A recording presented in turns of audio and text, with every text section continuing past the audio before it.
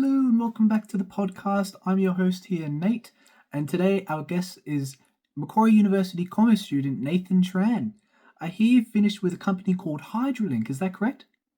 Hey Nate, yeah, that's right. Over the past 2 months, I've been part of a consulting style marketing project with Hydrolink, researching strategies to help them expand their brand in Australia.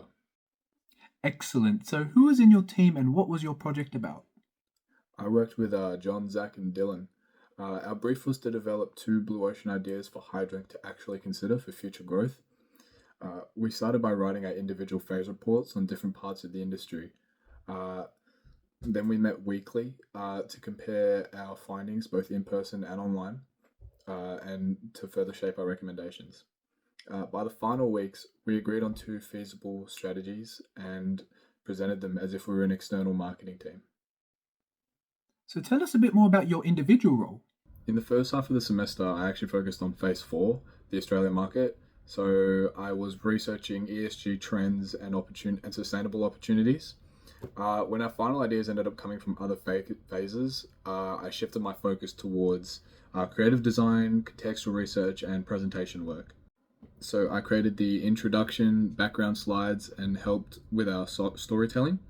My Belbin test reflected a mix of coordinator and plant, which I think describes me fairly well.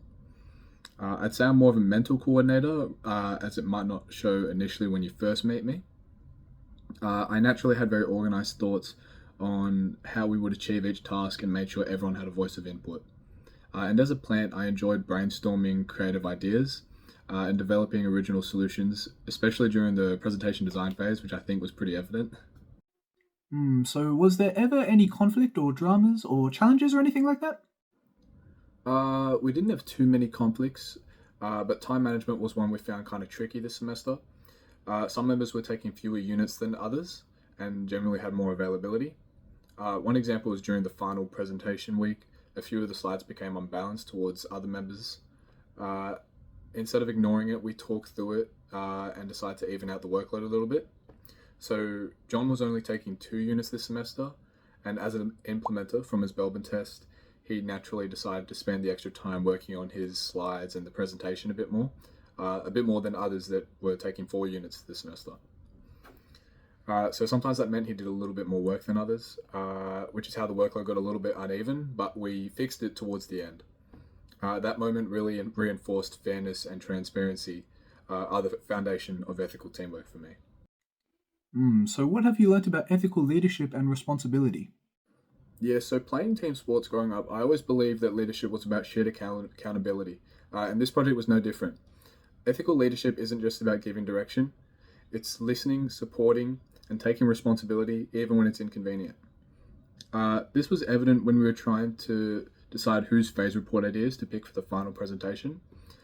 We took our time and had multiple remote and in person meetings to thoughtfully go over each idea. And we settled on the two we had, partly because they incorporated some ideas from the other phase report recommendations we didn't pick, such as being sustainability focused. And how does emotional intelligence influence the way you work with others? Emotional intelligence is huge. As Daniel Goleman explains, it's about self awareness, empathy, and social skill. I noticed it most during rare small tensions, like when two members disagreed on which idea to prioritize or when we should rehearse our speech. I reminded myself to listen before responding to understand where each person was coming from. That pause really helped me de-escalate things and find a middle ground. It proved to me that emotional control and empathy can really shape team outcomes. Nathan, how has this project shaped your values as a future professional marketer?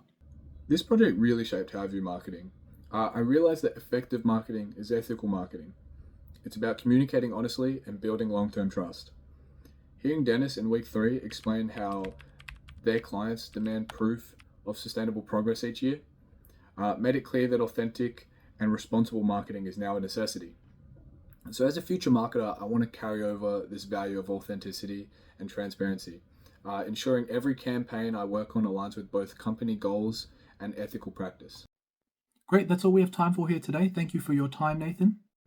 Oh, that's all right. Thank you, Nate, for having me, and I'll see you later.